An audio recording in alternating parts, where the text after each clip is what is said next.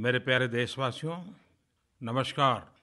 मन की बात हमेशा की तरह मेरी तरफ से भी और आपकी तरफ से भी एक प्रतीक्षा रहती है। इस बार भी मैंने देखा कि बहुत सारे पत्र, कमेंट्स, फ़ोन कॉल मिले हैं। ढेर सारी कहानियां हैं, सुझाव हैं, प्रेरणा है। हर कोई कुछ न कुछ करना चाहता है और कहना भी चाहता है। एक जज्बा महसूस होता है और इन सभी में बहुत कुछ है जो मैं समेटना चाहूँगा, लेकिन समय की सीमा है, इसलिए समेट भी नहीं पाता हूँ। ऐसा लग रहा है कि आप मेरी बहुत कसौटी कर रहे हैं। फिर भी आप ही की बातों को इस मन की बात के धागे में पिरो करके फिर से एक बार आपको बांटना चाहता हूँ। आपको याद होगा पिछली बार मैंने प्रेमचंद जी की कहानियों की एक पुस्तक के बारे में चर्चा की थी और हमने तय किया था कि जो भी बुक पढ़ें उसके बारे में कुछ बातें नरेंद्र मोदी ऐप के माध्यम से सबके साथ शेयर करें। मैं देख रहा था कि बड़ी संख्या में लोगों ने अनेक प्रकार की पुस्तकों की जानकारी साझा की है। मुझे अच्छा लगा कि लोग साइंस, टेक्नोलॉजी, इनोवेशन, इतिहास, संस्कृति, बिजनेस, जीवन चरित्र, ऐसे कई विषयों पर लिखी गई किताबों पर और उसको लेकर के चर्चा कर रहे हैं। कुछ लोगों ने तो मुझे यह भी सलाह दी है कि मैं कई और पुस्तकों के बारे में बात करूं। ठीक है, मैं ज़रूर कुछ और पुस्तकों के बारे में आपसे बात करूंगा, लेकिन एक बात मुझे स्वीकारनी होगी कि अब मैं बहुत ज़्यादा किताब पढ़ने में समय नहीं दे पा रहा हूँ। लेकिन एक फ़ायदा ज़रूर हुआ है कि आप लोग जो लिख करके भेजते हैं तो कई किताबों के विषय में मुझे जानने का ज़रूर अवसर मिल रहा है। लेकिन ये जो पिछले 1 महीने का अनुभव है, उससे मुझे लगता है कि इसको हमने आगे बढ़ाना है। क्यों न हम नरेंद्र मोदी ऐप पर एक परमानेंट बुक्स कॉर्नर ही बना दें और जब भी हम नई किताब पढ़ें उसके बारे में वहाँ लिखें, चर्चा करें। और आप हमारे इस बुक्स कॉर्नर के लिए कोई अच्छा सा नाम भी सजेस्ट कर सकते हैं। मैं चाहता हूँ कि यह बुक्स कॉर्नर पाठकों और लेखकों के लिए एक सक्रिय मंच बन जाए। आप पढ़ते लिखते रहें और मन की बात के सारे साथियों के साथ साझा भी करते रहें। साथियों, ऐसा लगता है कि जल संरक्षण, मन की बात में जब मैंने इस बात को स्पर्श किया था, लेकिन शायद आज मैं अनुभव कर रहा हूँ कि मेरे कहने से पहले भी जल संरक्षण ये आपके दिल को छूने वाला विषय था, सामान्य मानवी की पसंदीदा विषय था। और मैं अनुभव कर रहा हूँ कि पानी के विषय ने इन दिनों हिंदुस्तान के दिलों को झकझोर दिया है। जल संरक्षण को लेकर देश भर में अनेक विध प्रभावी प्रयास चल रहे हैं। लोगों ने पारंपरिक तौर तरीकों के बारे में जानकारियां तो शेयर की है। मीडिया ने जल संरक्षण पर कई इनोवेटिव कैंपेन शुरू किए हैं। सरकार हो, एनजीओज हो, युद्ध स्तर पर कुछ न कुछ कर रहे हैं। सामूहिकता का सामर्थ्य देखकर मन को बहुत अच्छा लग रहा है, बहुत संतोष हो रहा है। जैसे झारखंड में रांची से कुछ दूर ओरमांझी प्रखंड के आरा कैरम गांव में वहाँ के ग्रामीणों ने जल प्रबंधन को लेकर जो हौसला दिखाया है वो हर किसी के लिए मिसाल बन गया है। ग्रामीणों ने श्रमदान करके पहाड़ से बहते झरने को एक निश्चित दिशा देने का काम किया, वो भी शुद्ध देसी तरीका। इससे न केवल मिट्टी का कटाव और फसल की बर्बादी रुकी है, बल्कि खेतों को भी पानी मिल रहा है। ग्रामीणों का ये श्रमदान अब पूरे गांव के लिए जीवन दान से कम नहीं है। आप सबको ये जानकर भी बहुत खुशी होगी कि नॉर्थ ईस्ट का खूबसूरत राज्य मेघालय देश का पहला ऐसा राज्य बन गया है जिसने अपनी जल नीति, वाटर पॉलिसी तैयार की है। मैं वहाँ की सरकार को बधाई देता हूँ। हरियाणा में उन फसलों की खेती को बढ़ावा दिया जा रहा है जिनमें कम पानी की जरूरत होती है और किसान का भी कोई नुकसान नहीं होता है। मैं हरियाणा सरकार को विशेष रूप से बधाई देना चाहूँगा कि उन्होंने किसानों के साथ संवाद करके उन्हें परंपरागत खेती से हटकर कम पानी वाली फसलों के लिए प्रेरित किया। अब तो त्योहारों का समय आ गया है। त्योहारों के अवसर पर कई मेले भी लगते हैं। जल संरक्षण के लिए क्यों न इस मेलों का भी उपयोग करें।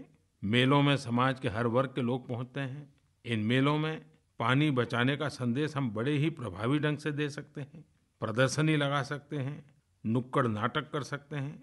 उत्सवों के साथ साथ जल संरक्षण का संदेश बहुत आसानी से हम पहुंचा सकते हैं। साथियों, जीवन में कुछ बातें हमें उत्साह से भर देती हैं और विशेष रूप से बच्चों की उपलब्धियां, उनके कारनामे हम सबको नई ऊर्जा देते हैं। और इसलिए आज मुझे कुछ बच्चों के बारे में बात करने का मन करता है।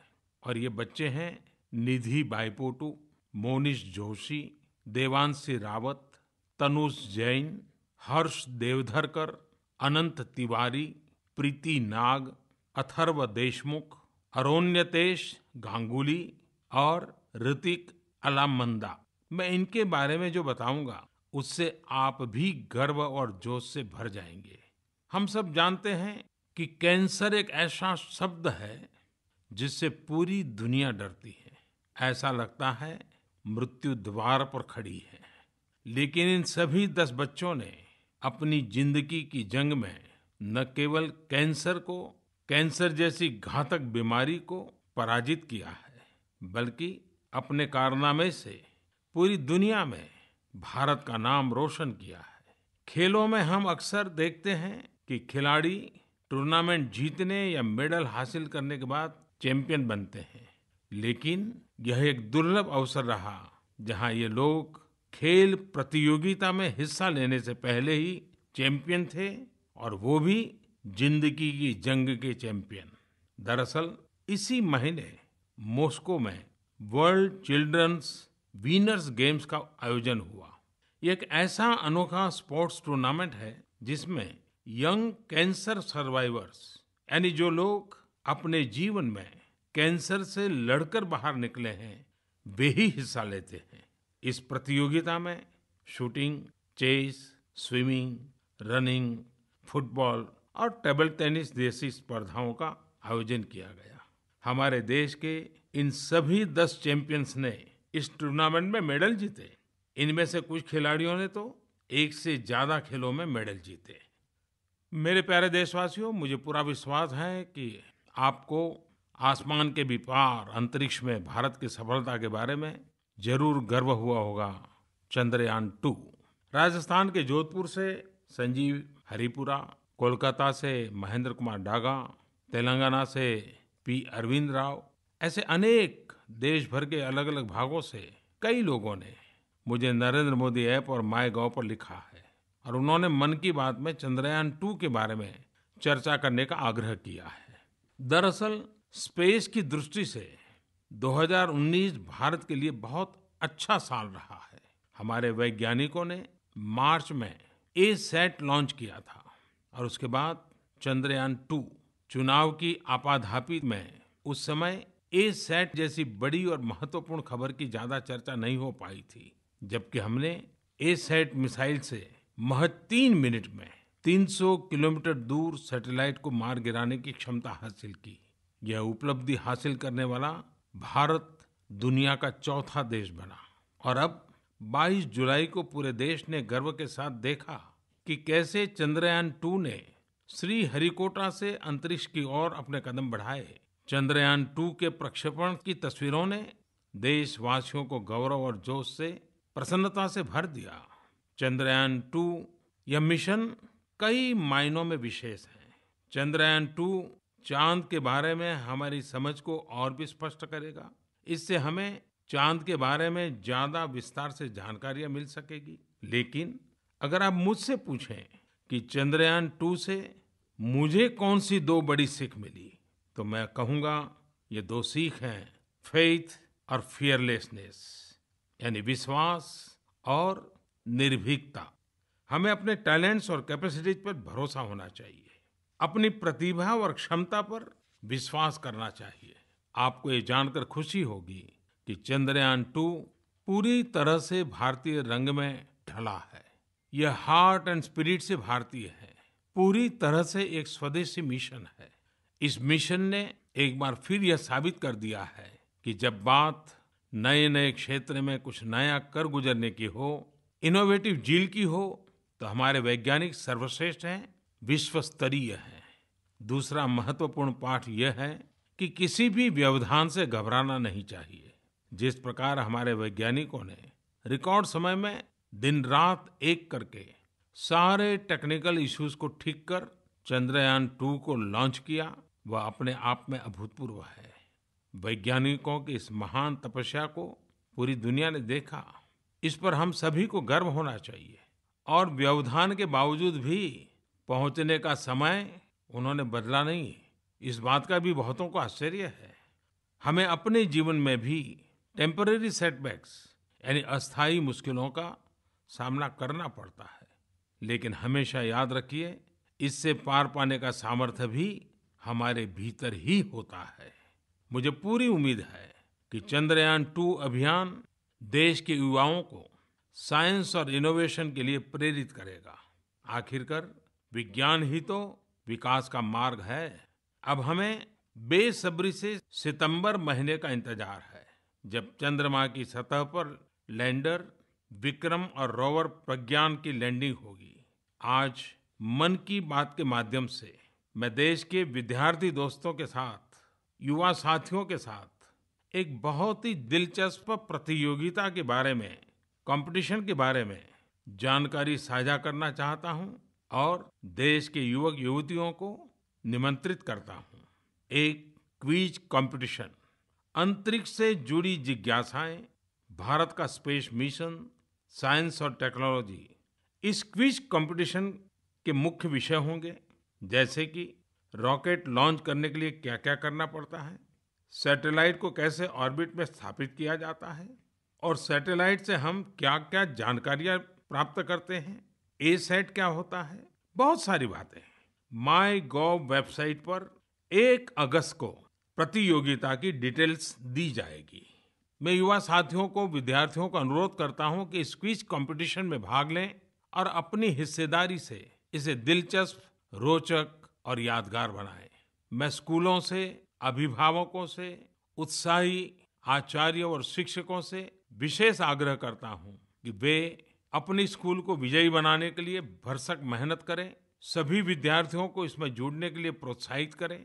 और सबसे रोमांचक बात यह है कि हर राज्य से सबसे ज्यादा स्कोर करने वाले विद्यार्थियों को भारत सरकार अपने खर्च पर श्रीहरिकोटा लेकर जाएगी और सितंबर में उन्हें उस पल का साक्षी बनने का अवसर मिलेगा जब चंद्रयान चंद्रमा की सतह पर लैंड कर रहा होगा।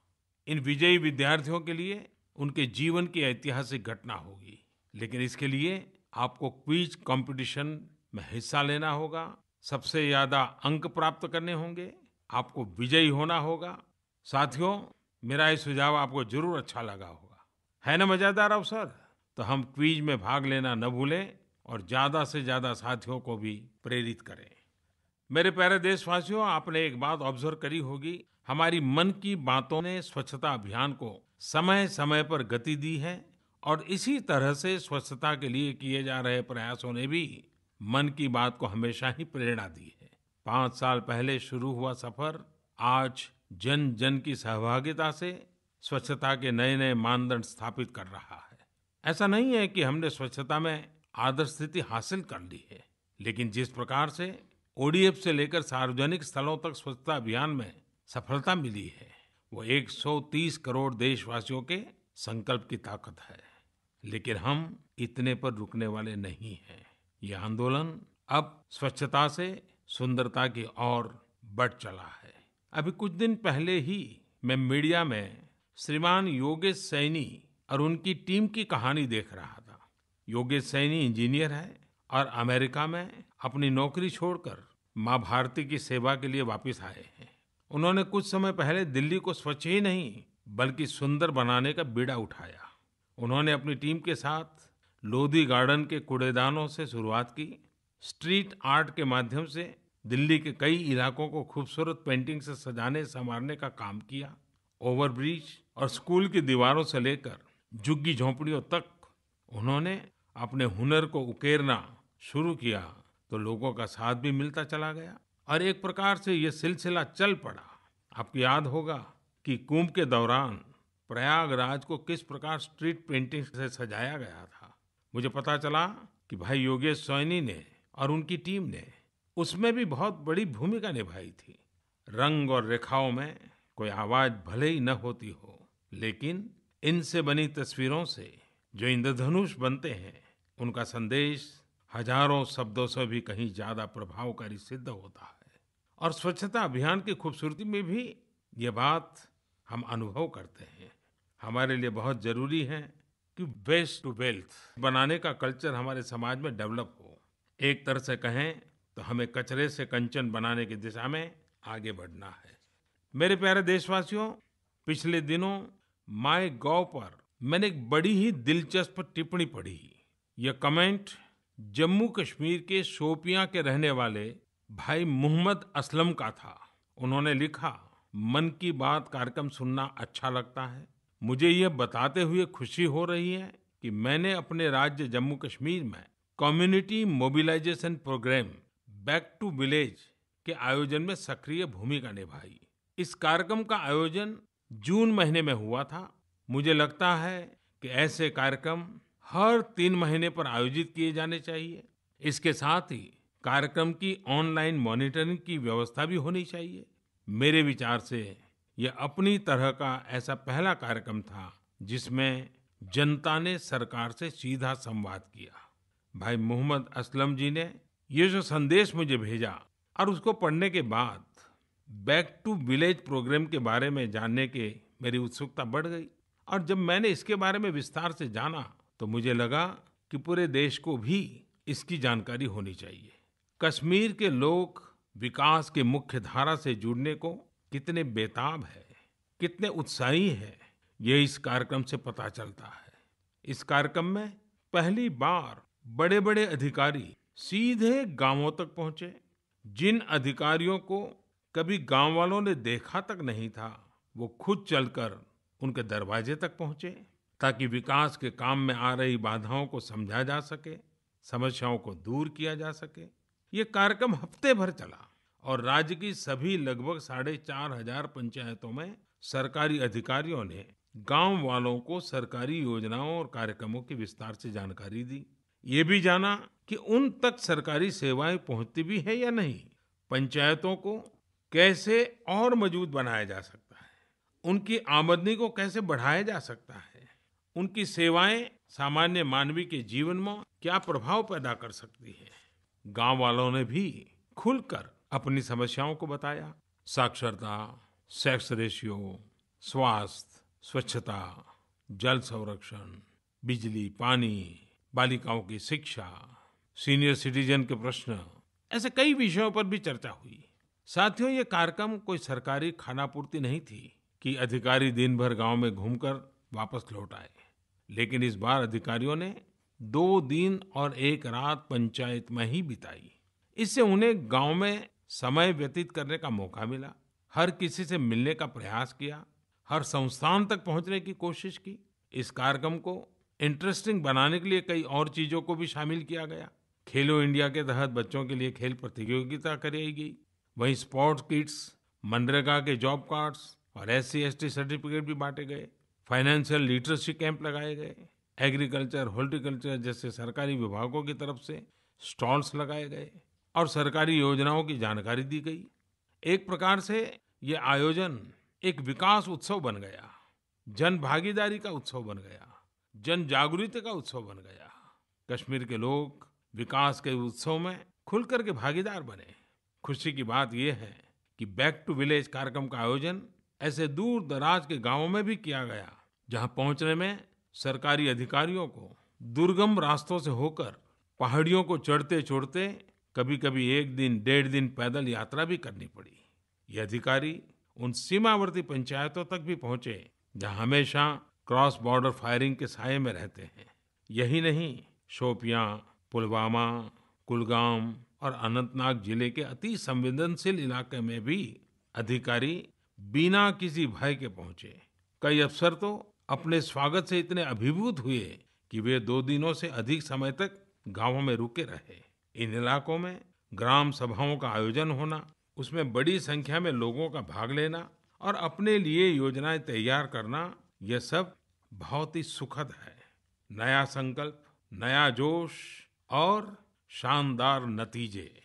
ऐसे कार्यक्रम और उसमें लोगों की भागीदारी ये बताती है कि कश्मीर के हमारे भाई बहन गुड गवर्नेंस चाहते हैं।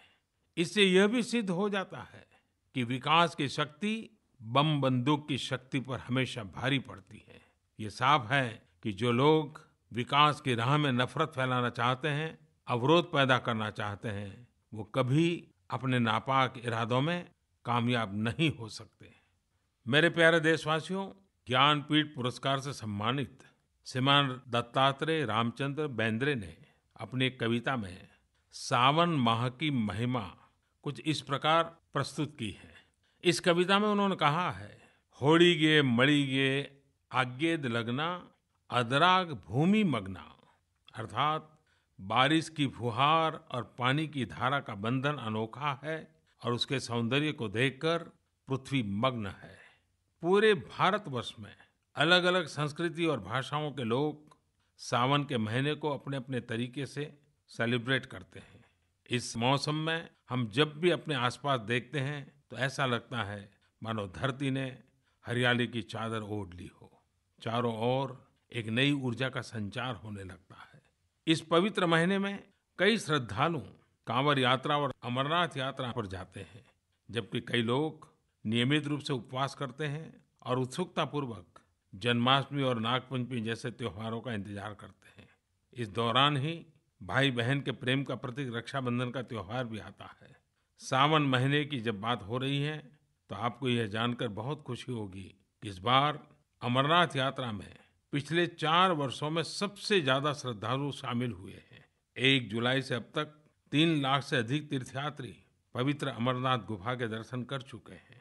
2015 में पूरे 60 दिनों तक चलने वाली इस यात्रा में जितने तीर्थयात्री शामिल हुए थे, उससे अधिक इस बार सिर्फ 28 दिनों में शामिल हो चुके हैं। अमरनाथ यात्रा की सफलता के लिए मैं खास तौर पर जम्मू कश्मीर के लोगों और उनकी मेहमान नवाजी की भी प्रशंसा करना चाहता हूँ। जो लोग भी यात्रा से लौटकर आते हैं, वे राज्य के लोगों की गर्मजोशी और अपनेपन की भावना के कायल हो जाते हैं। ये सारी चीजें भविष्य में पर्यटन के लिए बहुत लाभदायक साबित होने वाली है। मुझे बताया गया है कि उत्तराखंड में भी इस वर्ष जब से 4 धाम यात्रा शुरू हुई है, तब से 1.5 महीने के भीतर 8 लाख से अधिक श्रद्धालु केदारनाथ धाम के दर्शन कर चुके हैं। 2013 में आई भीषण आपदा के बाद पहली बार इतनी रिकॉर्ड संख्या में तीर्थयात्री वहां पहुंचे हैं।